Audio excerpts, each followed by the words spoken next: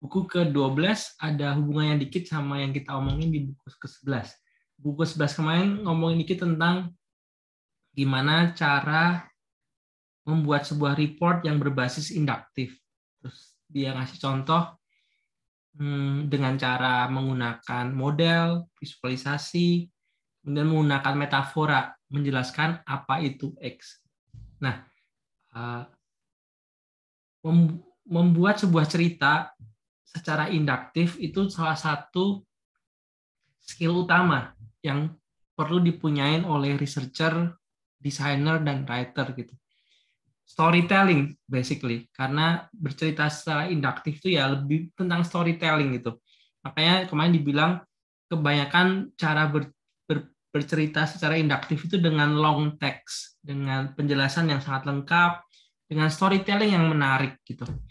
Nah, jadi kalau orang suka nanya ke gue kadang gimana caranya sih belajar tentang storytelling, gimana caranya belajar create naratif, bagaimana caranya membuat report yang bernuansa induktif.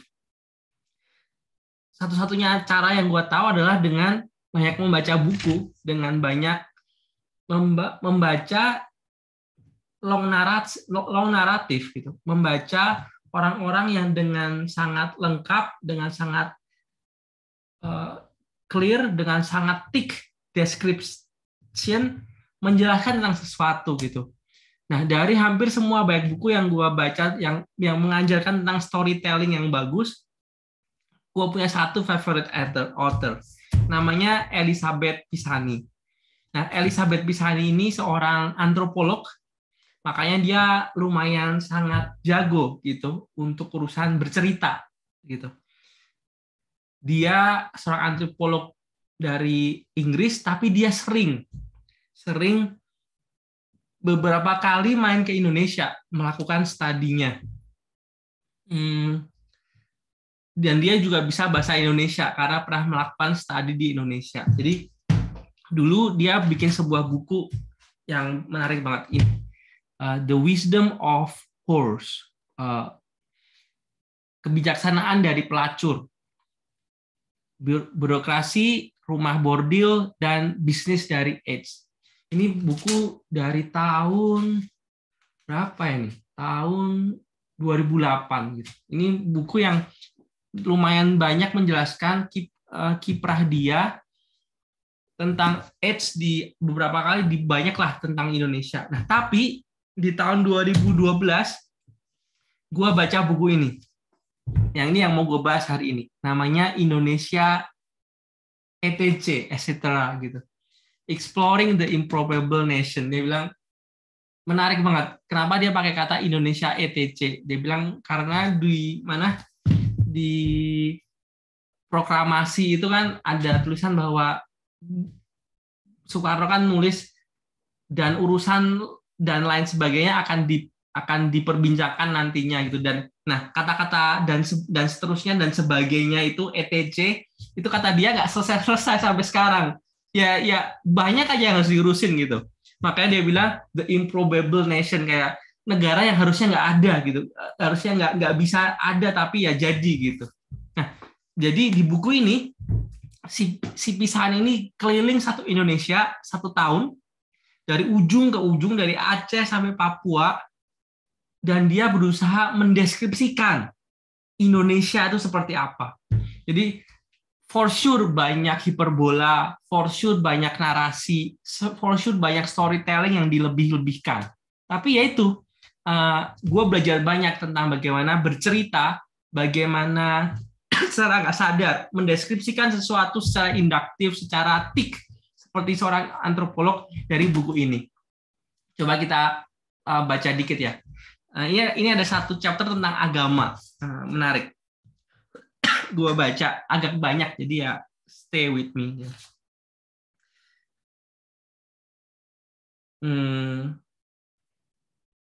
Dia lagi ngomongin dia lagi di Jakarta ini, terus lagi ngelewatin demonstrasi tentang Lady Gaga. So I found the circle crowded with bearded men in long white dresses. Some were barking through loudspeakers, others held up banners reading in English, Go to hell, Lady Gaga, the monster. They had also recruited quite a few teenage girls in jilbabs and provided them with posters that read in Indonesian, Ya Allah, protect me from the temptation of the accursed Gaga devil.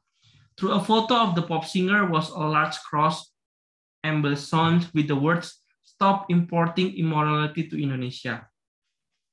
Cops were blocking off the streets that led to my dentist surgery, so I thought I may as well join the counter demonstration for a while.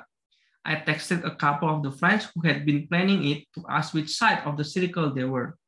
Didn't make it, one texted back. Busy at work and so much traffic. In the end, I could not be bothered, replied another.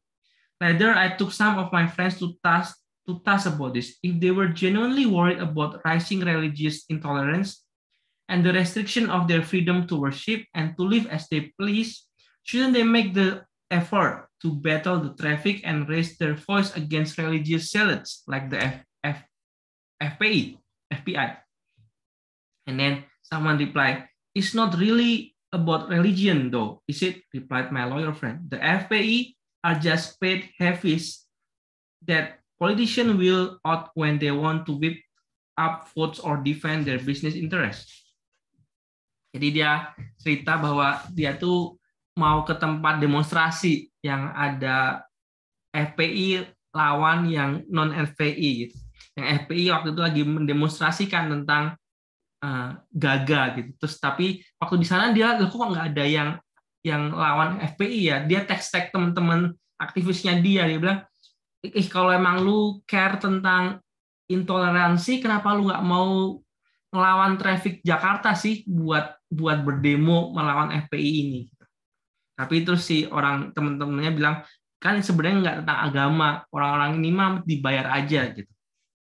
Lanjut. Since that times and possibly earlier, powerful men in Indonesia have made common cause with thugs and gangsters to achieve political ends. Universally known as preman, supposedly from the Dutch Frenchman or freeman is in English, the gangster command fear and reluctant respect. In exchange for doing dirty work for politicians, preman are allowed a relatively free hand in racketeering. They are up to their biceps in prostitution, gambling, drug dealing, and much else. Indonesia in the 2010s looks a lot like Chicago in the 1920s. Nationalist organizations such as Pemuda Pancasila, Pancasila Youth, openly admit to using violence for political ends. In the 2012 film The Act of Killing, Indonesian former Vice President Yusuf Kala tells a Pancasila youth rally that preman are indispensable to the work bureaucrats cannot do. We need preman to open up the road. Use your muscle, he says on camera. Muscles are not just for beating people, though you do sometimes need to beat people up. Muscles triples under orange and black military style fatigues as Kala's thuggish audience applaud that night. Terus habis itu dia menjelaskan tentang histori tentang premanisme di Indonesia. Ada Pemuda Pancasila, dan terus dia ada quote dari Yusuf Kala, Vice President zaman itu, betapa dia Vice President bilang kita tuh butuh preman gitu. Terus gue lanjutin ya. Preman come in various flavors. Beside those in orange and black fatigues, you can find them in common or garden biker leathers and in the long hair tattooed variety. More recently, they have also begun to appear in turbans or knitted skull caps, long white robes, and straggly beards. I first saw one of those holy thugs at around midnight one night in 2002. I had stopped in to say hello to Aris, a friend who managed one Jakarta Sleazier's gay nightclubs. Behind us, a group of transgender dancers were fluttering around in their tummy control knickers, trying to get their false eyelashes pinned down before their dance show. One of the staff bounded in. They are here. Aris opened a drawer and took out an envelope. Soon, a young man with a trademark beard and long white robes appeared. He seemed completely unfazed by the ribald catcalls he got from the half-naked trainees. There was a quick Assalamualaikum. Aris handed over the envelope. The holy man nodded, and then he was gone. God, they are just as bad as those latter preman who used to shake you down, I said with a laugh. What do you mean? as bad as he said. They are the leather Premans. It's the same guys. That's their new look. Gila, keren banget nggak sih? Dia mendeskripsikannya kayak bagus banget gitu. Jadi dia tuh cerita bahwa dulu pengalaman pertama kali gua ketemu preman ada di sebuah bar di tahun 2002, dia bilang gitu. Waktu itu dia di bar yang isinya transgender, terus tahu-tahu si manajer di tempat kayak apa Red District ini ngomong, orangnya udah di sini gitu. Terus si orang ini buka laci dan ngasih envelope ke si preman yang datang, si orang FPI ini gitu. Terus dia menjelaskannya sangat detail. Dia bilang si orang ini orang FPI-nya ini nggak terganggu dengan transgender yang ada di klub itu. Terus dia bilang, si orang ini bilang, gila ya, si preman-preman ini sama parahnya ya sama preman-preman yang pakai jaket kulit gitu. Terus si orang manajernya bilang, maksud lu apa sama jeleknya? They are the same person. Mereka orang yang sama preman dulu yang pakai jaket kulit. Bedanya sekarang mereka punya sesuatu yang baru, punya kostum yang baru gitu. Gila nggak? 4 paragraf aja itu bikin so captivated gitu.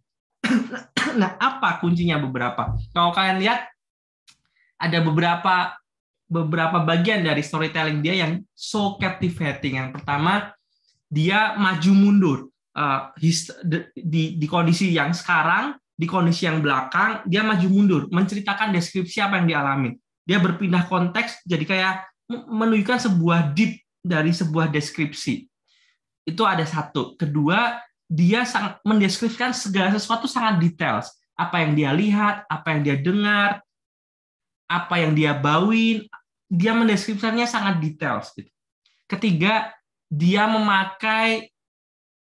merefer ke fakta-fakta, kayak kata preman itu berasal dari kata Frenchman atau freeman dalam bahasa Belanda. Udah ada sejak tahun tertentu. Itu juga. Keempat, dia ambil quote-quote beneran, quote-quote yang kuat, yang strong, yang surprising, dipakai sama dia, digabungin, dikontrasin, dan jadi sebuah cerita.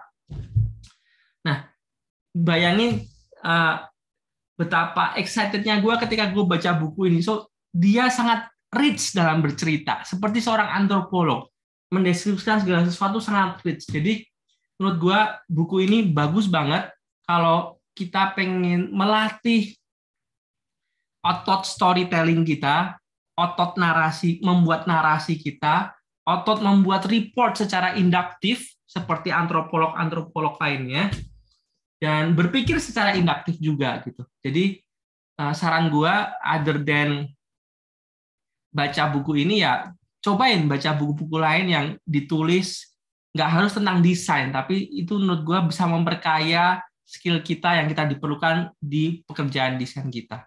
So, you need to check this. This is one of my most favorite book ever too. Good luck. Bye.